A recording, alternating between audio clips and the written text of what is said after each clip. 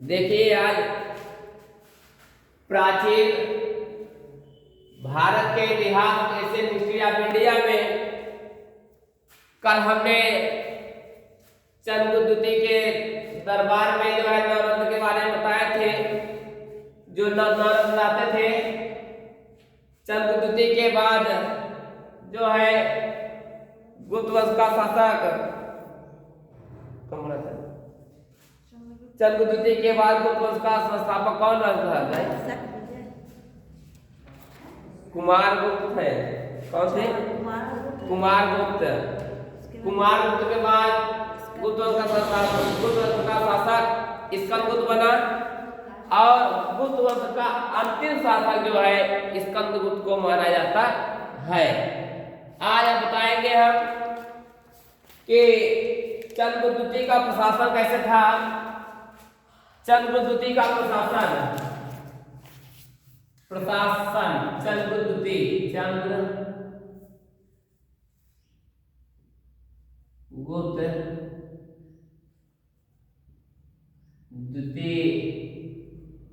का प्रशासन चंद्रगुप्त द्वितीय का प्रशासन क्या था, इसके बारे में मैं वर्णन करने जा रहा हूँ। देखिए आप सब देखिए, प्रशासन या साम्राज्य कह सकते हैं। क्या कह सकते हैं? प्रशासन या साम्राज्य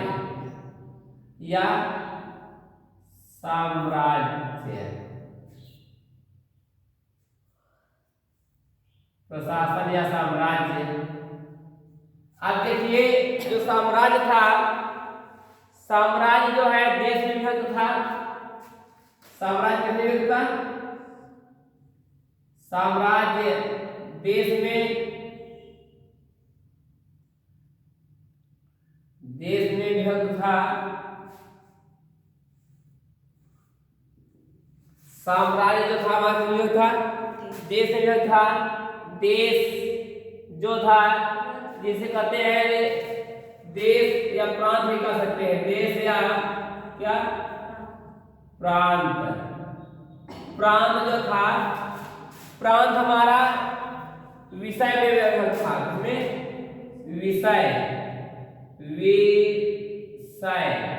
विषय का आधुनिक नाम जो है, विषय का आधुनिक नाम जो है जिला होता है। आधुनिक क्या है? जिला। जैसे ये जिला अलग होता है ना। देखिए जैसे पूरा भारत देश हो गया, भारत देश के अंतर्गत उत्तर प्रदेश राज्य हो गया, तो मान लीजिए पूरा भारत देश हो गया। उसके बाद ये भारत देश के अंतर्गत है, उसका उत्तर प्रदेश एक राज्य हो गया। उत्तर प्रदेश के अंतर्गत कितने जिले आते हैं, वो जिला हो गया। जिला के बाद क्या आता है? ब्लॉक आता है ना। क्या आता है? ब्लॉक आता है कि और तहसील आती है। पहले तहसील आती है। क्या आती है? तो चंद्रगुप्त द्वितीय के समय में इसे विधि कहा जाता था। क्या? विधि। आधुनिक नाम तहसील है। और विधि के बाद आता था जो है पेट। हाँ, पेट होगा। आधुनिक नाम ब्लॉक। और उसके बाद ब्लॉक के बाद क्या आता है? गांव। क्या आता है? ग्राम। देखिए ये चंद्रगुप्त द्वितीय के शासनकाल में या चंद्रगुप्त द्वितीय के साम्राज्य में ये सब चीज आते थे। सबसे पहले देश था। देश जो है देश या प्रांत था। प्रांत को विषय में विभाजित किया गया। विषय को विधि में, विधि को पेट में, पेट को ग्राम में। ये ग्राम जैसे गांव, ग्राम का ग्राम नहीं होगा। तो ये जो है जैसे कि वर्तमान चल भी रहा है सिस्टम है ना। सब भारत देश हो गया, भारत देश के अंदर एक राज्य हो गया, राज्य में जिला आ गया, जिला के अंदर जो तहसील हो गया, तहसील के अंदर जो ब्लॉक हो गया, ब्लॉक के अंदर एक गांव हो गया। अब गांव के अंदर का है बीड़ी से रहो क्या कि मेंबर है, चेयरमैन मेंबर है क्या? बहुत छोटे छोटे हो जाएंगे। तो देखिए ऐसे जो है सब थे, क्या हो गया। तो देखिए कि विस्तार पे जो है यहाँ पढ़ दे रहा हूँ, बता दे रहा हूँ क्या है। गुप्तकालीन प्रशासन की सबसे बड़ी इकाई जो है साम्राज्य होती थी। क्या होती थी? साम्राज्य होता था, जिसका प्रशासन की सुविधा के लिए साम्राज्य को अनेक प्रांतों में बांटा गया। जिनके साम्राज्य के अनेक सुविधा के लिए जो है इन्हें अनेक प्रांतों में बांट दिया गया। और गुप्त काल में प्रांतों को देश, प्रांत को क्या कहा गया? प्रांत को देश कहा गया, प्रांत को देश कहा गया। और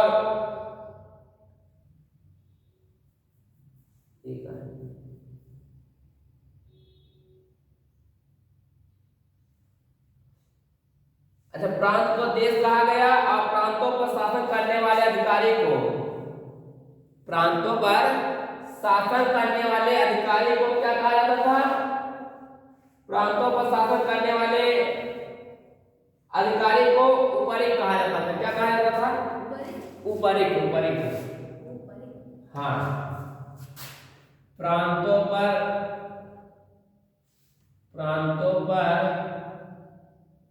शासन करने वाले अधिकारी, शासन करने वाले अधिकारी को उपरिक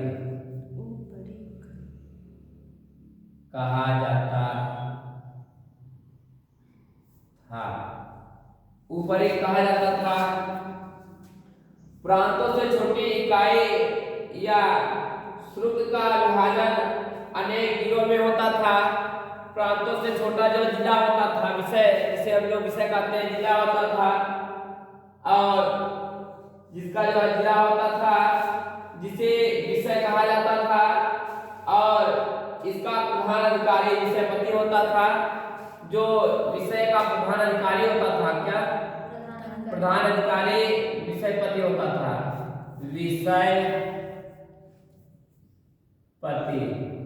विषयपति होता था प्रधान अधिकारी। कौन होता था? विषय का प्रधान अधिकारी। प्रधान अधिकारी विषय का विषयपति होता था। और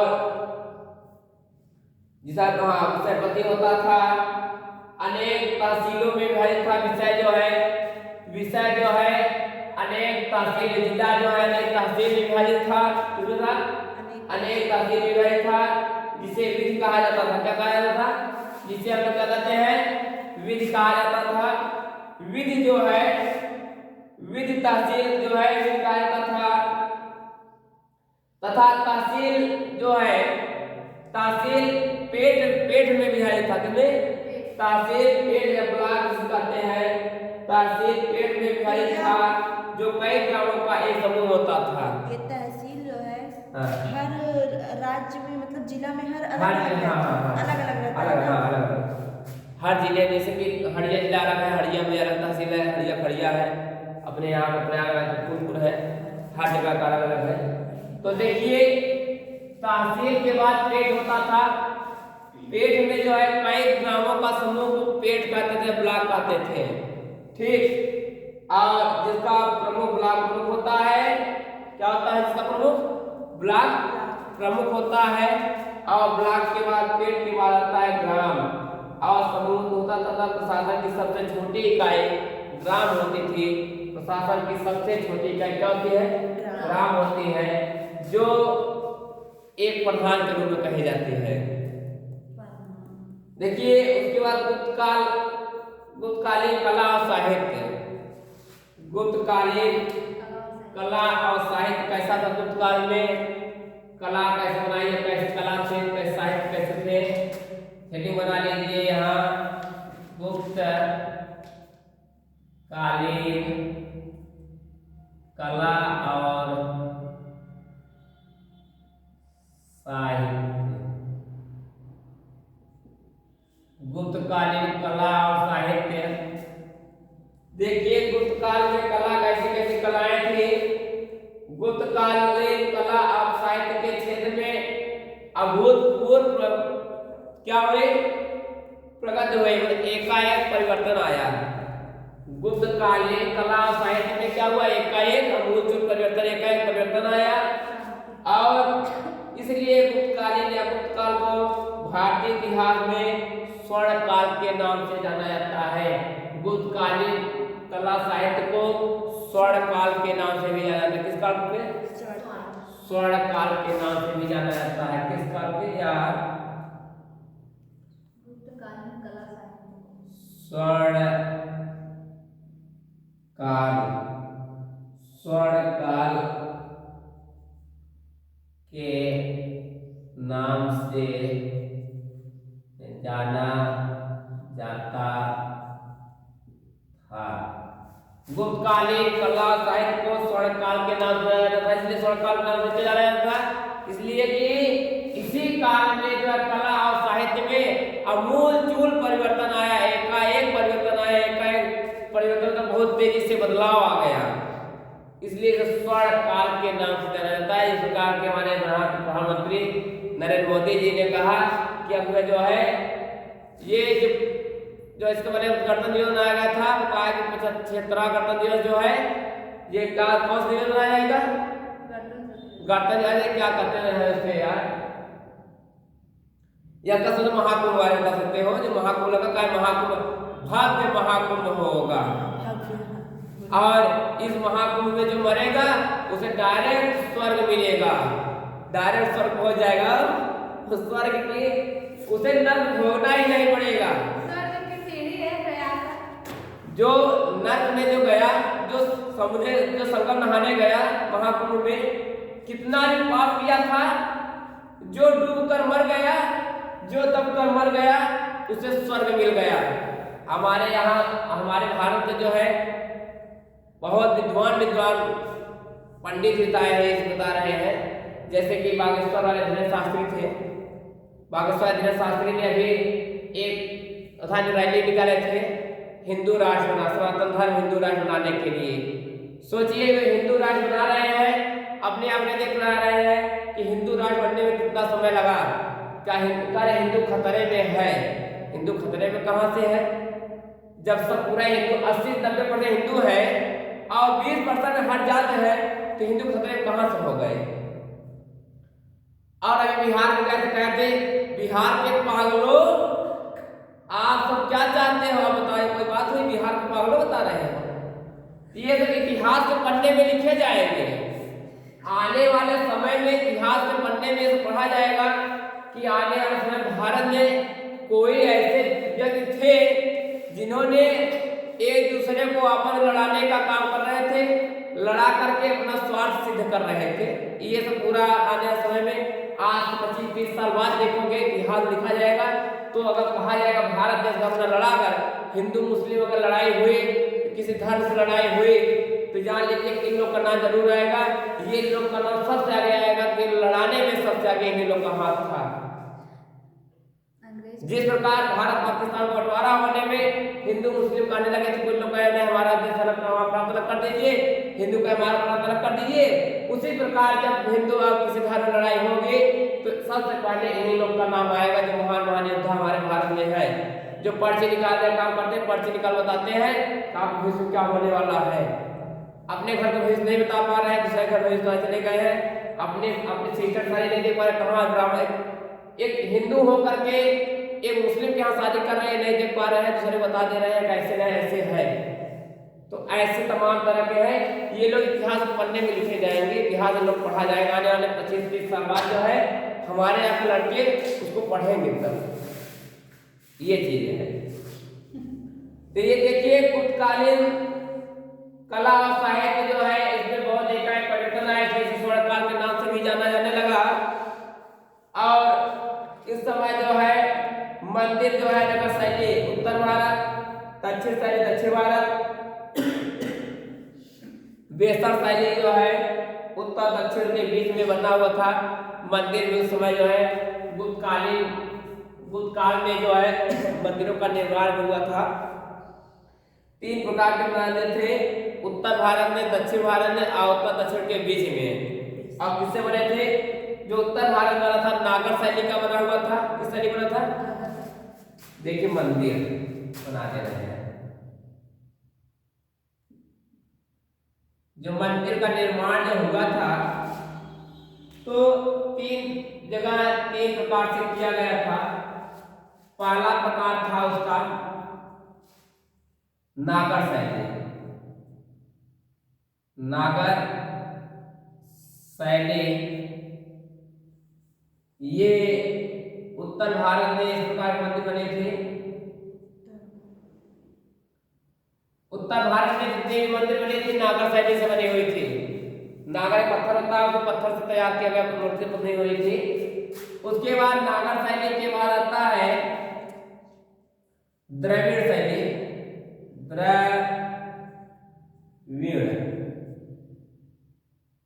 द्रविड़ शैली। द्रविड़ शैली जो दक्षिण भारत में जितनी मंदिरें बनी थी द्रविड़ शैली से, पत्थर से बनी थी। और उसके बाद कुछ मंदिरें ऐसी थी जो वेसर शैली की बनी थी। वेसर शैली ये जो है उत्तर और दक्षिण के बीच में, उत्तर और दक्षिण भारत के बीच में, उत्तर और दक्षिण भारत के बीच में जो मंदिर बनाए गए, दोनों राज्य में मंदिर बनाए गए उत्तर दक्षिण भारत में, वह जो है बेस्तर पत्थर से बना हुआ था। किस पत्थर से? ये सब पत्थरों का कलर भी होगा। हाँ, सब कलर है। सब कलर में विस्तार देखिए, बता देते हैं कौन कौन सा कलर था। अब देखिए गुप्तकालीन मंदिर पर बता दिए। मंदिरों का प्रारंभ सामान्यतः गुप्त काल से माना जाता है। कहाँ माना जाता है? मंदिरों का जो है, मंदिरों का प्रारंभ जो सामान्यतः गुप्त काल से माना जाता है। और गुप्त वंश मंदिर नागर शैली में बनाए हुए थे। नगर शैली की विशेषता था कि गर्भगृह जिसमें देवता की मूर्ति स्थापित की जाती थी। क्या? जिसमें नगर देवता की विशेषता यह थी कि गर्भगृह में देवता की मूर्ति स्थापित की जाती है। देवता की मूर्ति स्थापित की जाती है गर्भगृह अंदर, मंदिर के अंदर, ठीक है।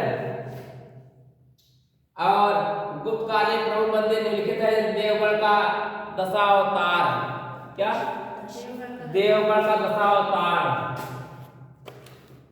देवगढ़ का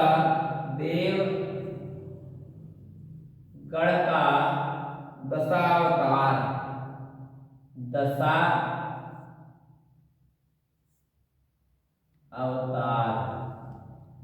देवगढ़ का दशावतार गुप्तकालीन मंदिर था। देवगढ़ का दशावतार ये क्या देखिए, यह उत्तर प्रदेश के झांसी जिले में स्थित देवगढ़ नामक जगह पर इस मंदिर का निर्माण किया गया। इस मंदिर में 12 मीटर ऊंची शिखर थी। ये जो मंदिर बनाए गए कितने मीटर ऊंची थी? 12 मीटर ऊंची मंदिर का निर्माण किया गया। 12 मीटर ऊंची मंदिर बनाई गई थी। और जो भारतीय इतिहास में शिखर युक्त मंदिर का पहला उदाहरण था, जो भारतीय इतिहास में पहले ही शिखर युक्त मंदिर मानी गई, सबसे ऊंची मंदिर मानी जाती थी उस वक्त में। और जो भारतीय इतिहास शिखर युक्त मंदिर मानी का पहला उदाहरण है। इसके अलावा अन्य मंदिरों में मध्य प्रदेश का जबलपुर में स्थित, इसके अलावा जो है मध्य प्रदेश के जबलपुर जिले में स्थित जबलपुर सजा मंदिर पाई जाती है। पत्थर या पिंड सजा पत्थर पाया जाता है, ठीक है। मध्य प्रदेश के जबलपुर जिले में स्थित विगवा का विष्णु मंदिर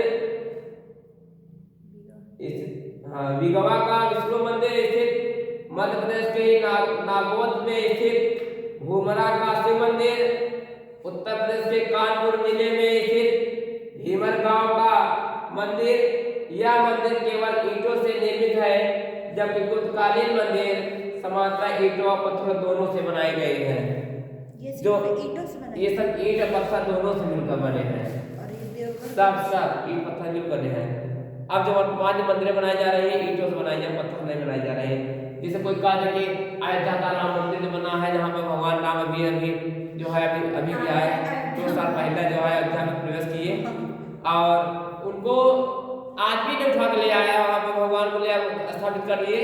कितनी सोचने वाली बात हुई कि एक भगवान मनुष्य को बना रहा है, परंतु मनुष्य जो है भगवान को बना दे रहे हैं, भगवान को बना कर रख दे रहे हैं, तब भगवान जी आ गए हैं यहाँ पर। तो कहा भी गया है ना कि थोड़ा